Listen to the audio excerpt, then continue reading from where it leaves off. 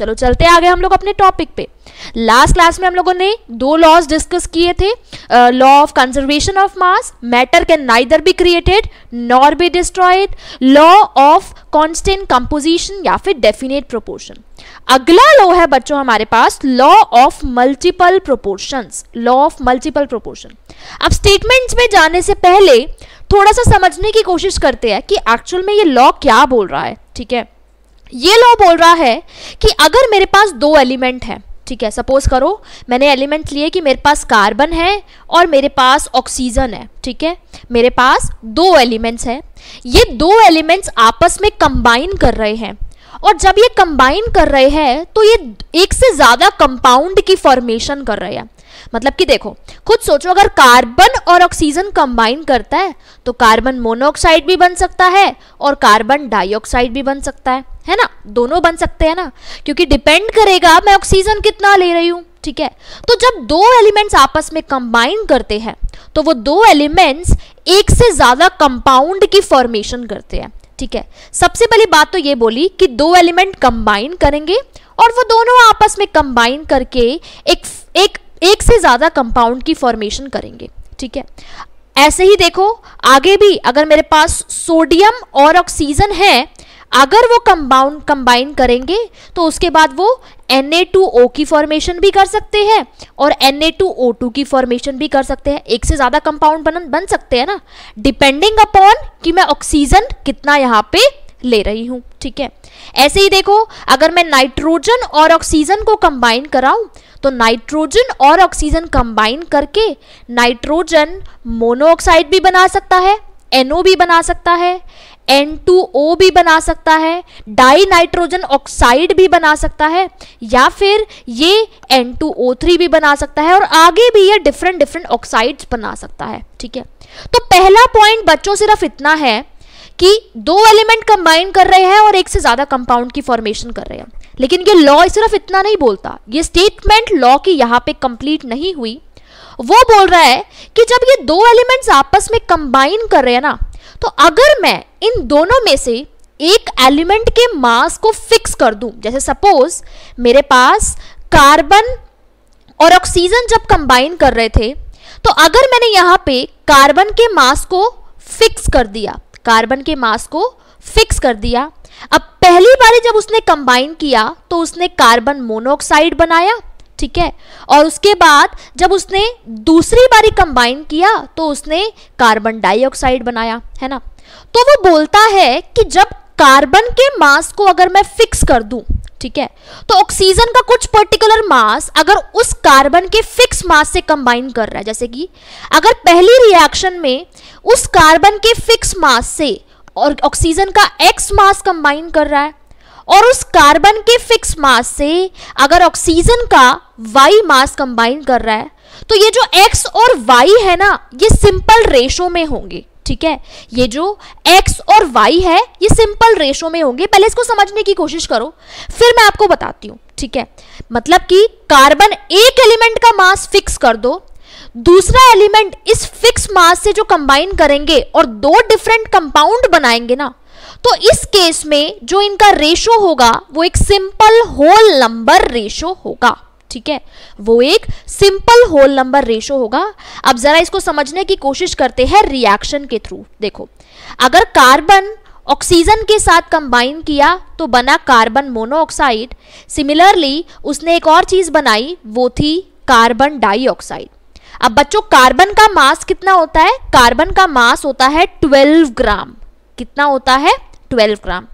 अब पहली रिएक्शन के अंदर एक ही ऑक्सीजन इन्वॉल्व हुआ, ठीक है, एक ही ऑक्सीजन का एटम इन्वॉल्व हुआ, तो यहाँ पे ऑक्सीजन का क्योंकि एक ही एटम इन्वॉल्व हुआ है तो उसके एक एटम का मास होता है 16 ग्राम। कितना होता है? 16 ग्राम पहली रिएक्शन के लिए। ठीक है, अब बच्चों दूसरी रिएक्शन के अंदर दो ऑक्सीजन के एटम्स थे जो कि इन्वॉल्व हुए और उसके बाद मेरे पास CO2 की फॉर्मेशन हो गई, है ना। तो कार्बन का फिर से कितना मास इन्वॉल्व हुआ? 12 ग्राम। ऑक्सीजन का कितना मास इन्वॉल्व हुआ? दो ऑक्सीजन के एटम्स O2 जो कि एक मॉलिक्यूल है, उसका मास कितना हो जाएगा? 32 ग्राम। ठीक है, 32 ग्राम। तो अब देखो, मैंने बोला एक एलिमेंट का मास फिक्स रखना है, तो कार्बन का मास यहाँ पे फिक्स है ना, कितना है 12 ग्राम और 12 ग्राम, ठीक है। एक एलिमेंट का मास फिक्स करना है और बाकी जो दूसरा एलिमेंट है जो कंबाइन कर रहा है इसके फिक्स्ड मास के साथ उनका जो रेशो होगा, अब देखो कितना कंबाइन कर रहा है, इसका 16 ग्राम और इसका 32 ग्राम। तो ऑक्सीजन का फिक्स मास ऑफ कार्बन के साथ यानी कि 12 ग्राम के साथ जो कंबाइन कर रहा है, तो दोनों के केस में रेशो क्या हो जाएगा 16 ग्राम इज टू 32 ग्राम। एक केस में 12 ग्राम के साथ 16 ग्राम ने कंबाइन किया, अगले केस में 12 ग्राम के साथ 32 ग्राम ने कंबाइन किया। तो ये 12 ग्राम मेरे पास है फिक्स, तो फिक्स वाले को छोड़ दो, एक को फिक्स रखना ही रखना है। दोनों रिएक्शन में सेम होना चाहिए एक एलिमेंट का मास। अगर यहाँ पे 24 होता तो यहाँ पे भी 24 होना चाहिए था, ठीक है। तो एक एलिमेंट के मास को रख दो फिक्स, उसके अलावा ये 16 ग्राम है और ये 32 ग्राम है। अब इन दोनों का रेशो लो, तो 16 और 32 का जब मैं रेशो लूंगी तो वो आएगा 1:2, यानी कि वो सिंपल होल नंबर रेशो के इक्वल आएगा। किसके इक्वल आएगा? होल नंबर रेशो के इक्वल आएगा, ठीक है। तो हमने क्या समझा यहां से? अब ये स्टेटमेंट कंप्लीट हो चुकी है। स्टेटमेंट बोलती है कि अगर मेरे पास दो एलिमेंट्स कंबाइन कर रहे हैं और वो दो एलिमेंट्स कंबाइन करके एक से ज्यादा कंपाउंड बना रहे हैं, ठीक है, एक से ज्यादा कंपाउंड बना रहे हैं, तो अगर उस एक एलिमेंट के फिक्स मास के साथ जो दूसरा एलिमेंट कंबाइन कर रहा है तो उनके जो मासेस है वो हमेशा सिंपल होल नंबर रेशो में होंगे, वो हमेशा सिंपल होल नंबर रेशो में होंगे। तो एक बार स्टेटमेंट भी पढ़ लेते हैं।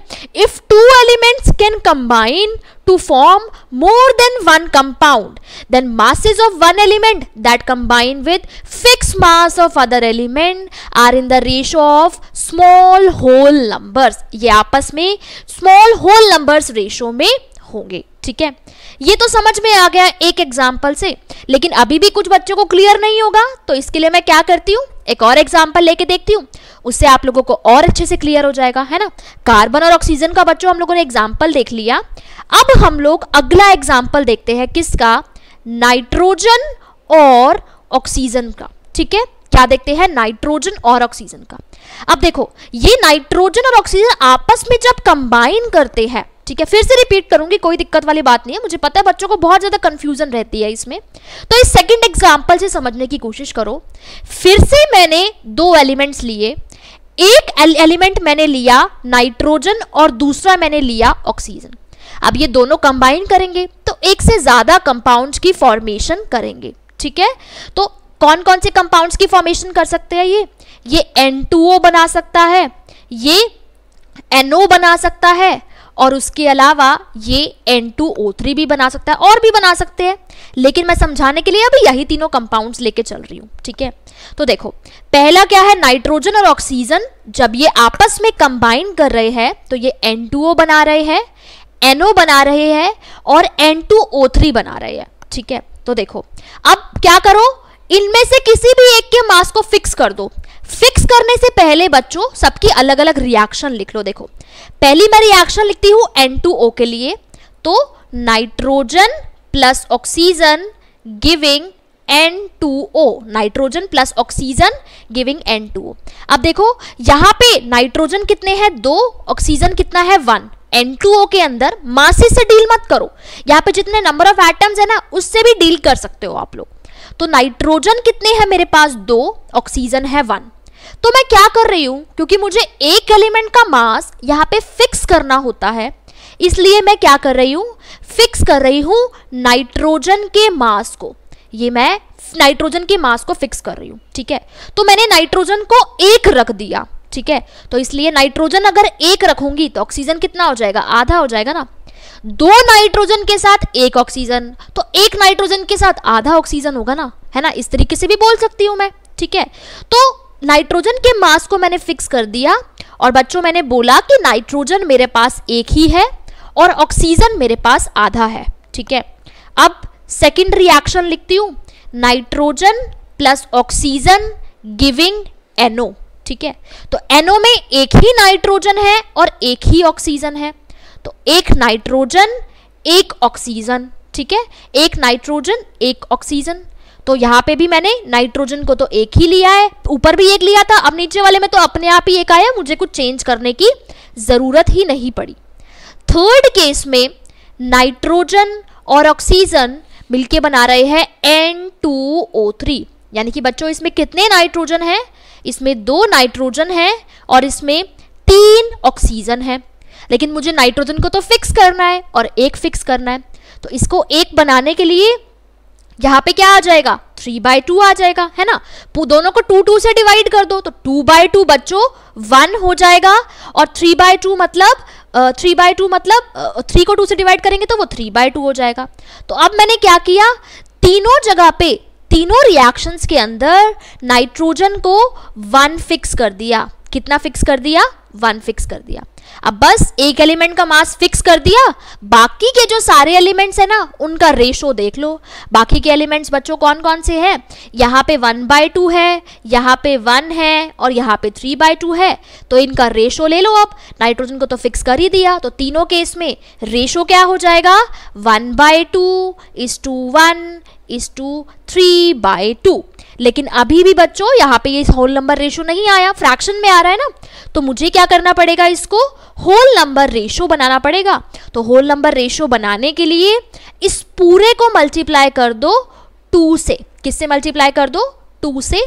तो ये हो जाएगा 2:1:3। इसको मैंने 2 से क्यों डिवाइड किया? क्योंकि देखो यहाँ पे ऊपर मैंने बोला मैंने ना एक चीज को फिक्स करना है, मैंने नाइट्रोजन को 1 फिक्स करना था, तो ऊपर वाले में मैंने 1 फिक्स कर दिया, नीचे वाले में 1 फिक्स कर दिया। लेकिन मैंने यहाँ पे देखा कि नाइट्रोजन 2 थे और ऑक्सीजन 3 थे, लेकिन मुझे तो बताना है कि एक नाइट्रोजन के साथ कितना ऑक्सीजन है। ठीक है, मुझे ये बताना है एक नाइट्रोजन के साथ कितना ऑक्सीजन है। 2 के साथ 3 था तो 1 के साथ 3/2 हो जाएगा ना। तो बस इतनी सी बात का याद रखो कि 2 के साथ 3 ऑक्सीजन थे, फॉर्मूला में देख सकते हो ना। तो एक नाइट्रोजन के साथ कितने ऑक्सीजन होंगे?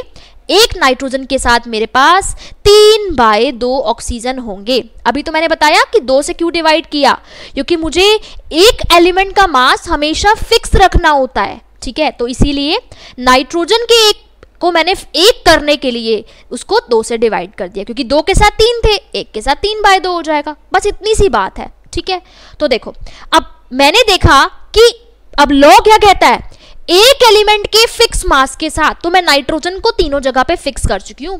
तो जो दूसरे एलिमेंट कंबाइन कर रहे हैं उनके मासेस हमेशा होल नंबर रेशो में होंगे। तो यहां पे मेरे पास कितना था? 1/2, यहां पे था 1 और यहां पे था 3/2, यानी कि इनका रेशो क्या होगा? 1/2:1:3/2। लेकिन मुझे फ्रैक्शन में नहीं चाहिए, बता रही हूँ नीचे 2 से मल्टीप्लाई क्यों किया, क्योंकि बच्चों मुझे फ्रैक्शन में नहीं चाहिए, मुझे किस में चाहिए? मुझे होल नंबर में चाहिए। तो मैंने क्योंकि पूरे को होल नंबर करना था इसलिए मैंने पूरे को 2 से मल्टीप्लाई कर दिया। तो ये हो गया 2:1, सॉरी ये हो गया 1:2:3, ये हो गया 1:2:3।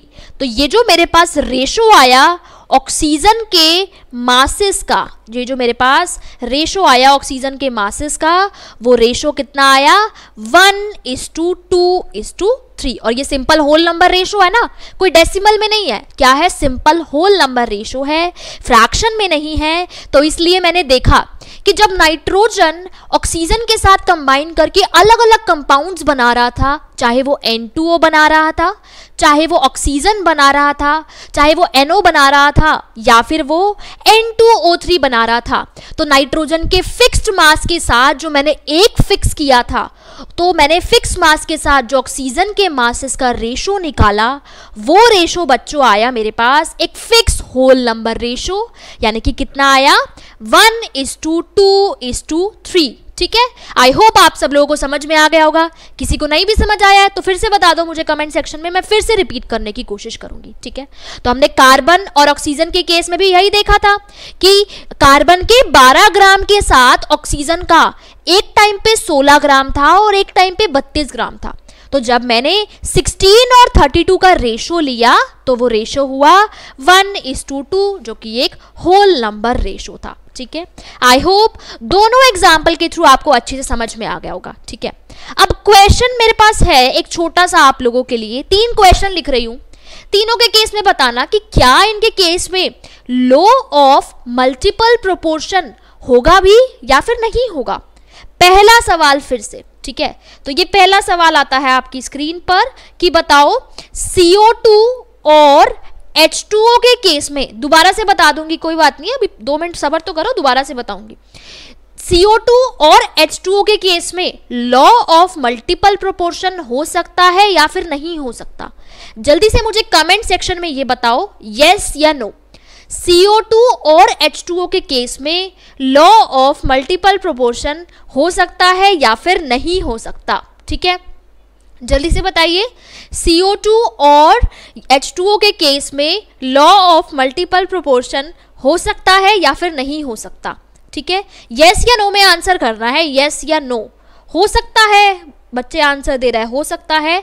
CO2 और H2O के केस में लॉ ऑफ मल्टीपल प्रोपोर्शन देख सकते हैं क्या हम लोग? अरे यस क्यों बोल रहे हो, कैसे देख सकते हैं? एलिमेंट तो अलग अलग हो गए ना। बताइए CO2 में अकेले कैसे हो सकता है? कंपाउंड तो एक ही है ना, 2 अलग अलग कंपाउंड बनने चाहिए।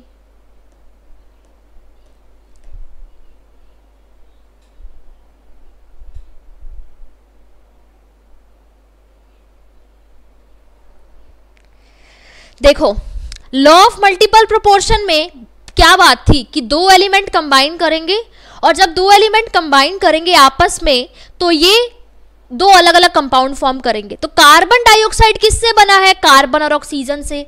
लेकिन वाटर किससे बना है? हाइड्रोजन और ऑक्सीजन से। तो ये तो एलिमेंट ही अलग हो गए, तो एलिमेंट ही अलग हो गए, तो लॉ ऑफ मल्टीपल प्रोपोर्शन में कैसे बात करूंगी, है ना। अब बच्चे नो आंसर दे रहे हैं, जब मैंने आंसर बता दिया तो पहले सही बताते। ठीक है, तो ये ध्यान रखना है कि कार्बन और ऑक्सीजन कंबाइन जब करेगा तो कार्बन और ऑक्सीजन के ही कंपाउंड होने चाहिए। हाइड्रोजन और ऑक्सीजन से तो बच्चों वाटर बनता है। तो जब एलिमेंट ही अलग हो गए तो लॉ ऑफ मल्टीपल प्रोपोर्शन की तो यहाँ पे बात ही नहीं उठती। तो इसलिए इस चीज का ध्यान रखो। अगला क्वेश्चन आप लोगों के लिए, N2O NO अमोनिया, क्या इसके केस में law of multiple proportions valid हो सकता है? क्या इसके केस में law of multiple proportion valid हो सकता है क्या? जल्दी से बताइए।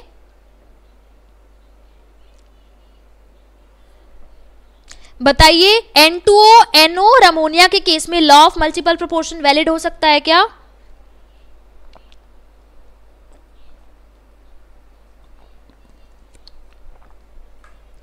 हाँ जी, नहीं हो सकता। ये यस वाले बच्चे हैं ना, ढंग से पढ़ लो। अभी मैंने पहले भी बताया कि नाइट्रोजन और हाइड्रोजन तो एलिमेंट ही अलग हो गया ना। तो जब एलिमेंट ही अलग हो गया तो लॉ ऑफ मल्टीपल प्रोपोर्शन की तो यहाँ पे बात ही नहीं उठती। ठीक है, अब देखते हैं अगला क्वेश्चन आप लोगों के लिए, थोड़ा सा ट्विस्ट है इस क्वेश्चन में। तो बताओ, H2O D2O T2O के केस में law of multiple proportion valid हो सकता है क्या? Law of multiple proportion H2O D2O और T2O के केस में वैलिड हो सकता है क्या? अब यहाँ पे क्या गेम है कि इन्होंने आइसोटोप्स दे दिए, हाइड्रोजन, ड्यूटेरियम और ट्रिटियम। तो हमें ये पता होना चाहिए कि क्या ये आइसोटोप्स के केस में वैलिड होता है क्या लॉ?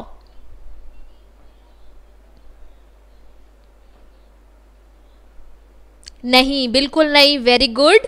तो आइसोटोप्स के केस में law of multiple proportion valid नहीं होता, क्योंकि इनके मासेस डिफरेंट होते हैं ना बच्चों। मासेस ही डिफरेंट हो गए तो लॉ कैसे वैलिड हो गया?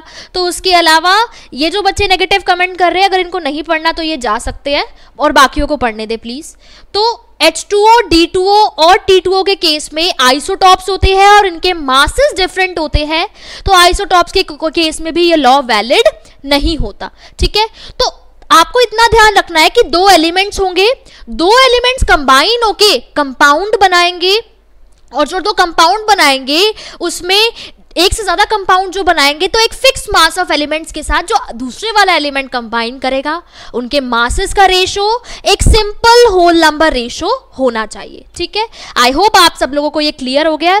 तो चलो अब डिस्कस करते हैं लॉ ऑफ मल्टीपल प्रोपोर्शन से रिलेटेड एक न्यूमेरिकल, अच्छे से आपको और क्लियर हो जाएगा फिर। ठीक है, तो क्वेश्चन है मेरे पास, carbon is found to form 2 oxide. Carbon जो है ना वो 2 ऑक्साइड बना रहा है। अब उसने मुझे नहीं बताया कि कंपाउंड्स का फॉर्मूला क्या है, कौन से 2 ऑक्साइड्स बना रहा है, उसने सिर्फ और सिर्फ परसेंटेज दे दी। ठीक है, उसने बोला कि जो कार्बन है ना वो ऑक्सीजन के साथ कंबाइन करके 2 ऑक्साइड बना रहा है। तो सपोज पहला ऑक्साइड है ये सेकंड ऑक्साइड है। उसने बोला कि पहले ऑक्साइड में जो कार्बन की परसेंटेज है वो है 42.9%, यानी कि पहले ऑक्साइड में कार्बन की परसेंटेज है 42.9%, दूसरे ऑक्साइड में कार्बन की परसेंटेज है 27.3%। कितनी है? 27.3%। ठीक है, अब कार्बन की परसेंटेज मुझे पता है, टोटल परसेंटेज तो 100 ही होगी ना। अगर कार्बन की पता है 100 से माइनस कर दो, ऑक्सीजन की परसेंटेज आ जाएगी। तो जब 100 से फर्स्ट ऑक्साइड के केस में कार्बन की परसेंटेज थी 42.9%, तो ऑक्सीजन की कितनी परसेंटेज हो जाएगी? 50। सेकेंड लाइन में कट इसलिए क्योंकि 2 बार लिखा हुआ था। तो मेरे पास ऑक्सीजन की परसेंटेज हो जाएगी 57.1%। अब सेकेंड ऑक्साइड के केस में कार्बन की परसेंटेज थी 27.3%, तो ऑक्सीजन की परसेंटेज हो जाएगी 72.7%। ठीक है, तो दोनों केसेस में बच्चों मुझे कार्बन की भी परसेंटेज पता लग गई, ऑक्सीजन की भी पता लग गई। अब वो बोल रहा है कि शो करो कि ये जो फिगर्स है ना ये लॉ ऑफ मल्टीपल प्रोपोर्शंस को इलस्ट्रेट कर रही है। ये लॉ ऑफ मल्टीपल प्रोपोर्शंस को इलस्ट्रेट कर रही है।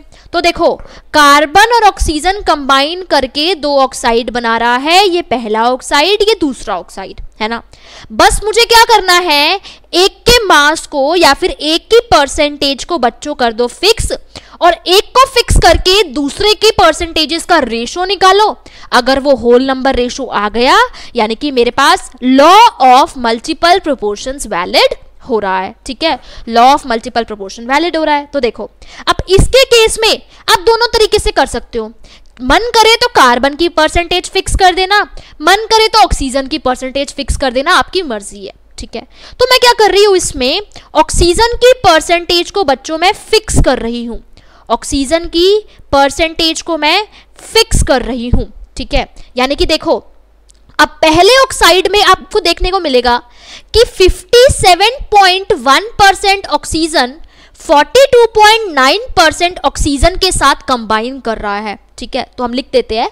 अगर मैं यहाँ पे अब पहले ऑक्साइड की बात करूं, फर्स्ट ऑक्साइड की, तो मेरे पास 57.1% ऑक्सीजन कितने कार्बन के साथ कंबाइन कर रहा है? ये कंबाइन कर रहा है 42.9% कार्बन के साथ, 42.9% कार्बन के साथ। 57 बच्चों मैंने बताया ना कि टोटल परसेंटेज, अगर टोटल परसेंटेज कार्बन और ऑक्सीजन कंबाइन कर रहे हैं तो दोनों की टोटल परसेंटेज तो 100 ही होगी। कार्बन की अगर 42.9 थी तो ऑक्सीजन की उस कंपाउंड में परसेंटेज कितनी होगी? 100 में से माइनस कर दो, ऑक्सीजन की परसेंटेज आ जाएगी। सिमिलरली सेकेंड ऑक्साइड के लिए भी कार्बन की परसेंटेज 27.3 थी, तो ऑक्सीजन की कितनी हो जाएगी? 100 माइनस 27.3, यानी कि 72.7%। ठीक है, अब मैं सबसे पहले फर्स्ट ऑक्साइड को कंसीडर करके चल रही हूं। तो मैंने देखा कि 57.1% ऑक्सीजन 42.9% कार्बन के साथ कंबाइन कर रहा है ना। 57.1% ऑक्सीजन 42.9% कार्बन के साथ कंबाइन कर रहा है।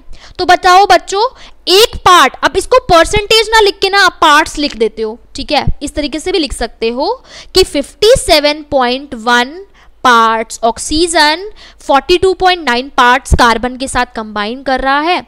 तो एक पार्ट ऑक्सीजन कितने पार्ट कार्बन के साथ कंबाइन करेगा? 42.9 डिवाइडेड बाय 57.1 कितने के साथ कंबाइन करेगा? 42.9 डिवाइडेड बाय 57.1।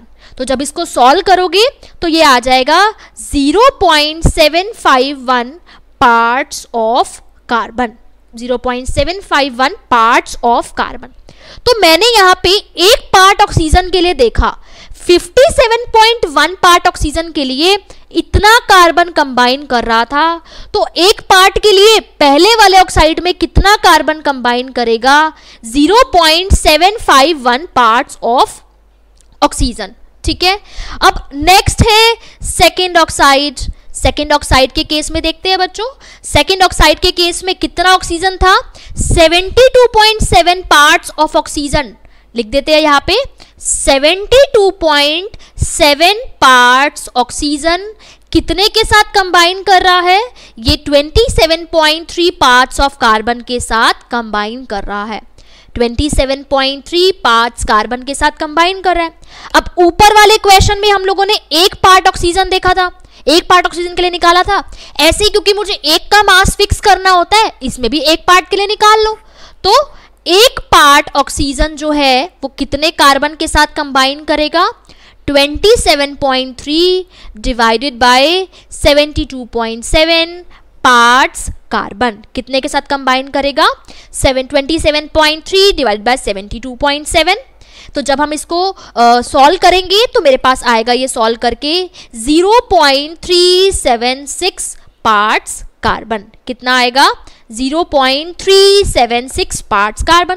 तो हम लोगों ने देख लिया हमने देख लिया कि अगर मेरे पास एक पार्ट ऑक्सीजन है तो पहले ऑक्साइड में इतना पार्ट कार्बन का था, सेकेंड ऑक्साइड में अगर मेरे पास एक पार्ट ऑक्सीजन है तो इतने पार्ट्स कार्बन का था। तो हम लोगों ने ऑक्सीजन का पार्ट्स कंबाइन फिक्स कर दिया। अब बस कार्बन के जितने पार्ट्स कंबाइन कर रहे हैं उनका रेशो ले लेते हैं। तो रेशो क्या हो जाएगा ये दोनों के केस में?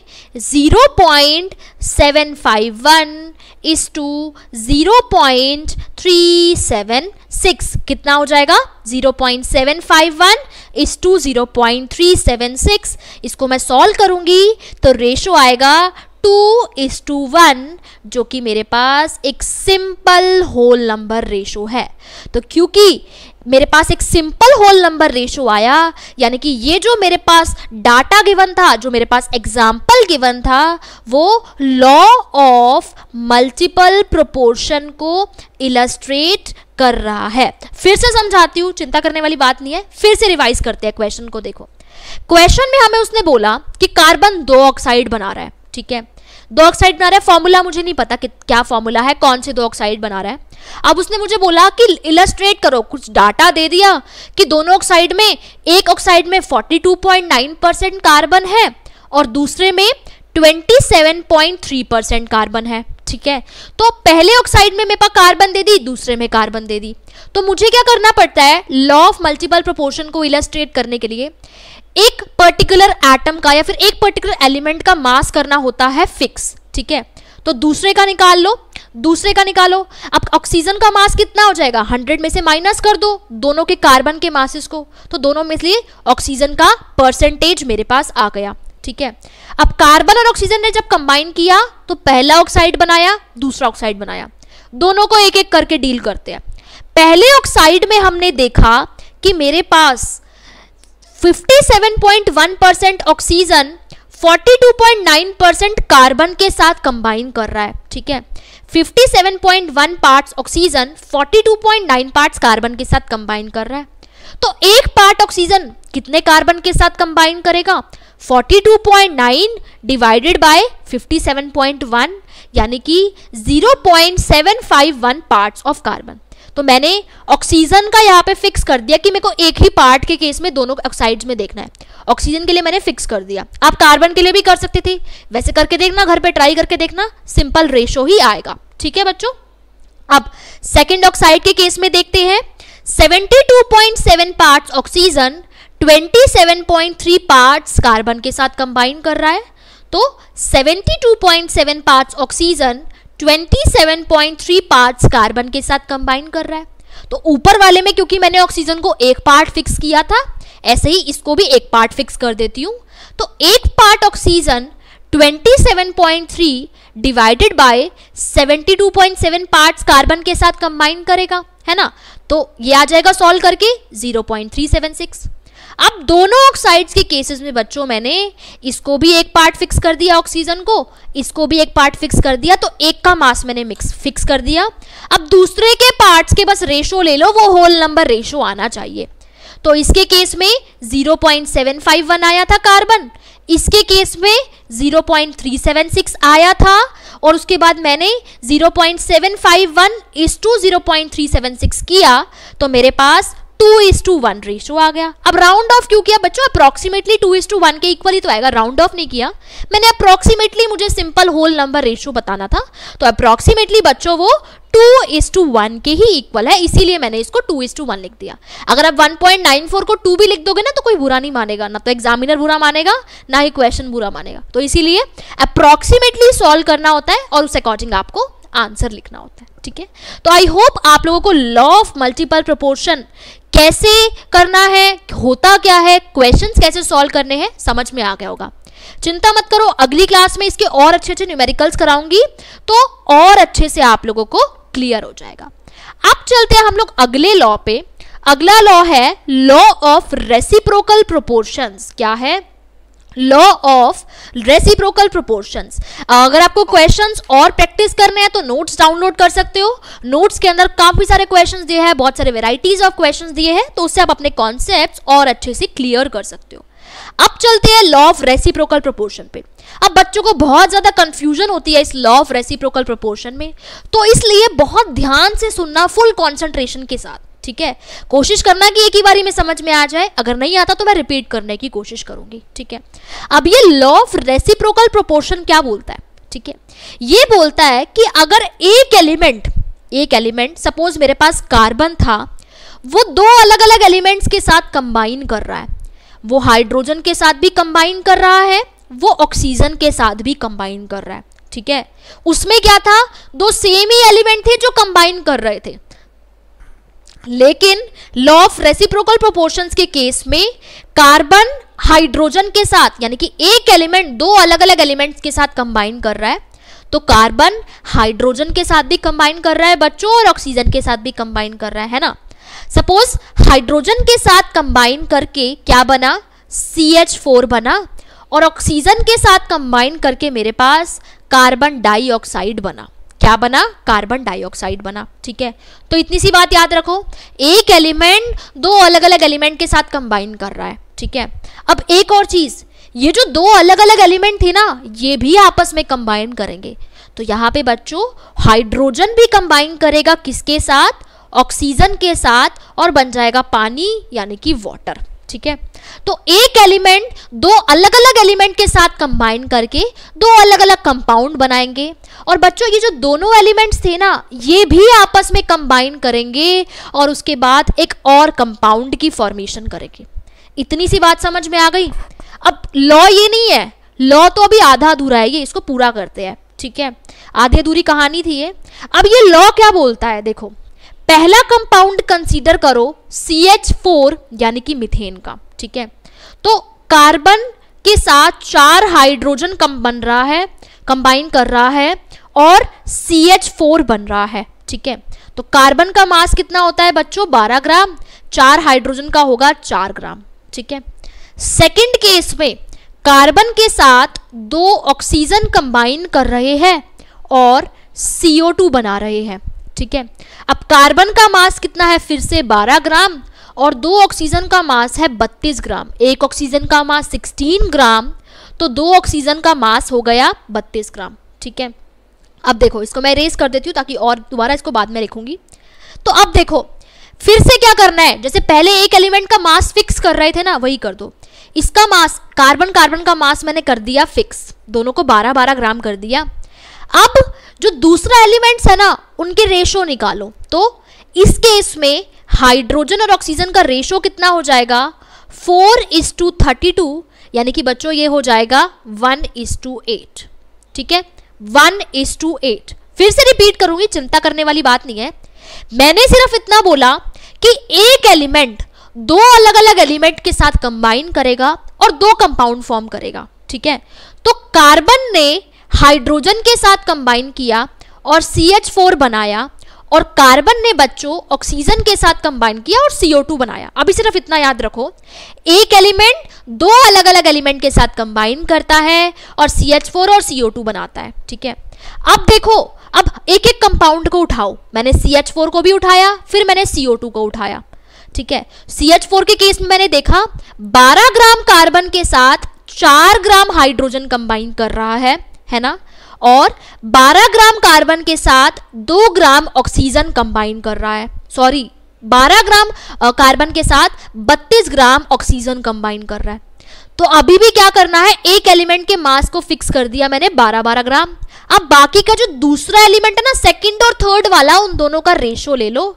तो वो था 4:32, 4:32, यानी कि कितना था बच्चों, 1:8।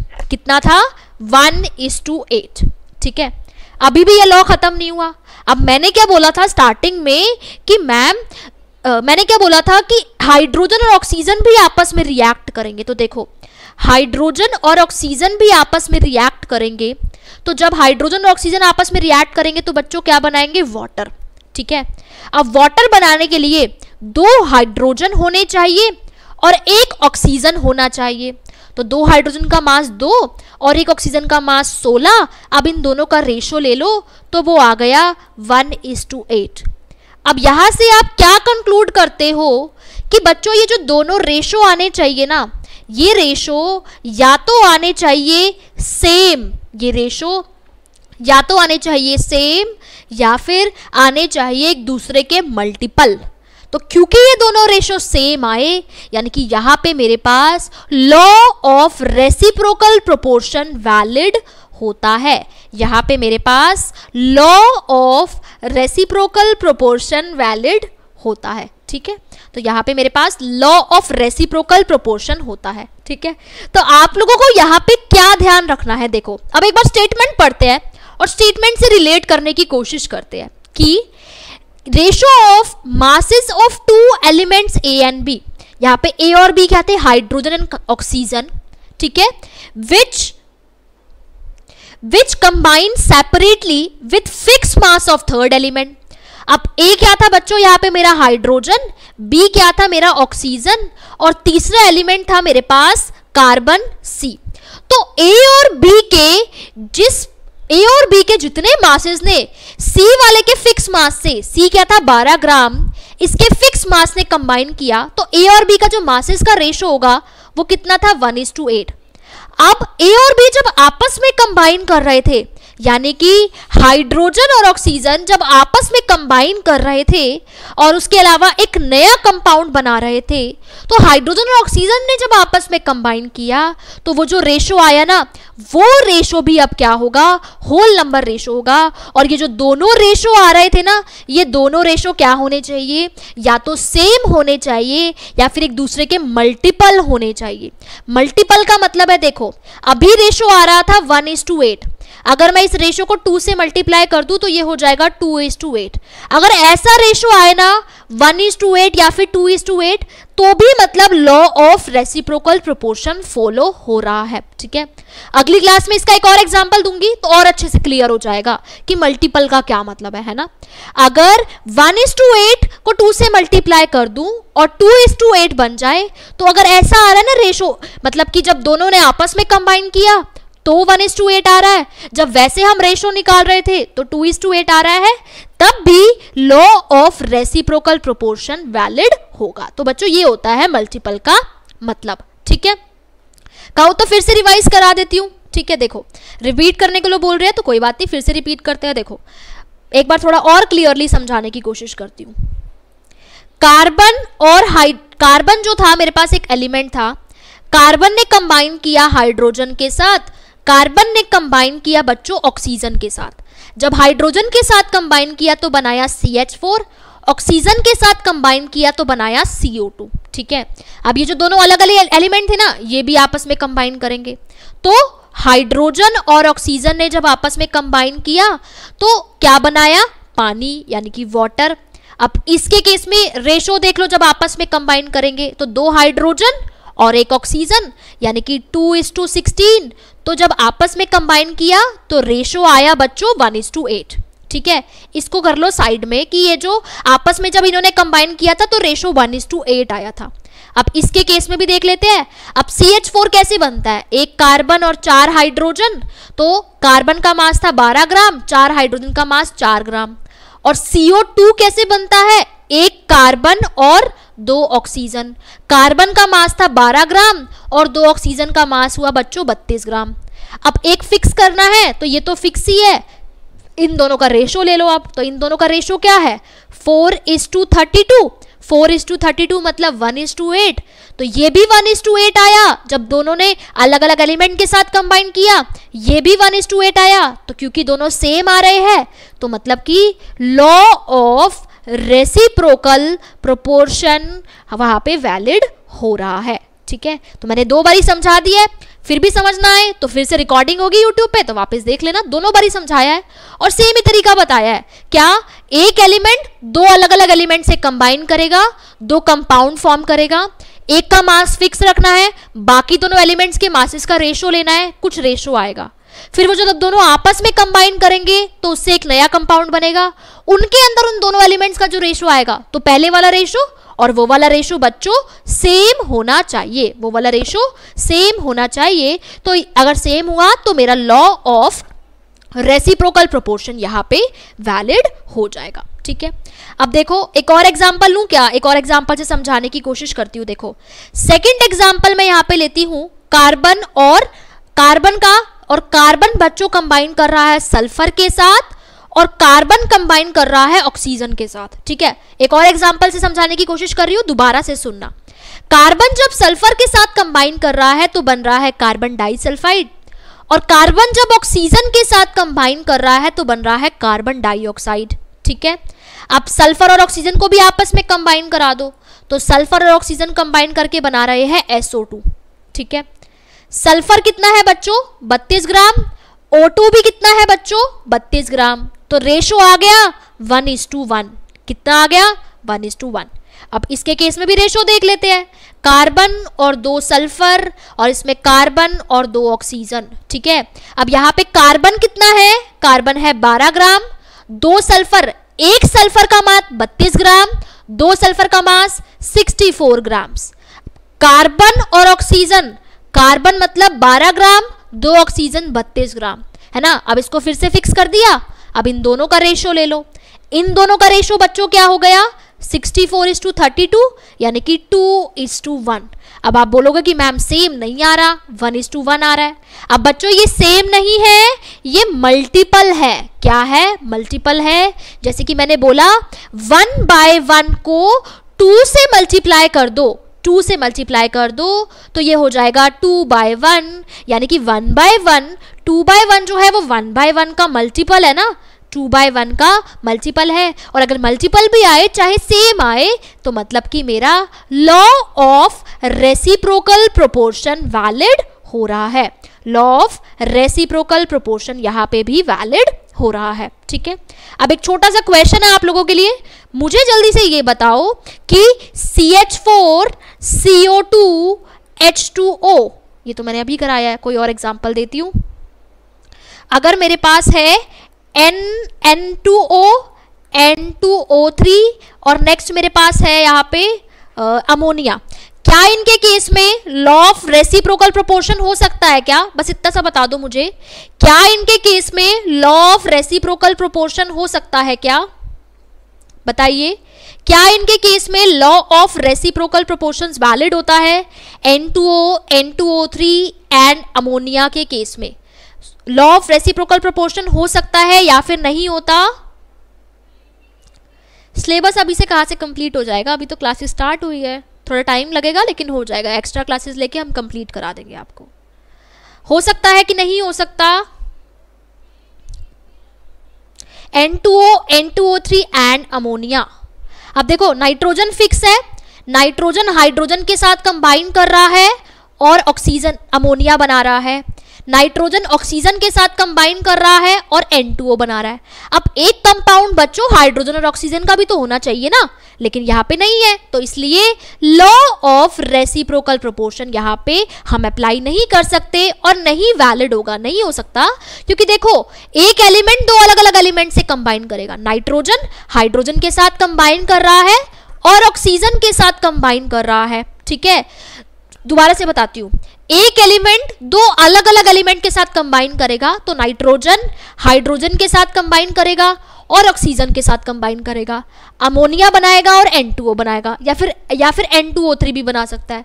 लेकिन इसमें एक ऐसा कंपाउंड भी तो होना चाहिए ना जो कि हाइड्रोजन और ऑक्सीजन के साथ भी हो, ठीक है। तो इसलिए यहाँ पे ऐसा कोई कंपाउंड है ही नहीं, तो इसके केस में लॉ ऑफ रेसिप्रोकल प्रोपोर्शन नहीं वैलिड होगा, ठीक है। आई होप आप लोगों को समझ में आ गया होगा। अगर लॉ एनसीईआरटी में नहीं है तो कोई बात नहीं, पढ़ लो। जेई में या फिर नीट की तैयारी तो कर ही रहे होंगे आप लोग कॉम्पिटिटिव एग्जाम की, वहां पे बहुत ही ज्यादा इंपॉर्टेंट है, वहां के लिए जनरली क्वेश्चंस पूछे जाते हैं, ठीक है। तो आई होप आप लोगों को ये क्लास बहुत अच्छी लगी होगी। अपना जो नोट्स है उसमें काफी सारे क्वेश्चंस दिए हैं, उनको जरूर रिवाइज करें, और बाकी के कुछ 2-3 लॉस बचे हैं वो डिस्कस करेंगे अगली क्लास में, और इनसे रिलेटेड कुछ और इंपॉर्टेंट क्वेश्चंस बच्चों हम लोग डिस्कस करेंगे ताकि आपको कॉन्सेप्ट और अच्छे से समझ में आ जाए, ठीक है। तो मिलते हैं अगली क्लास में। Thank you very much, bye bye.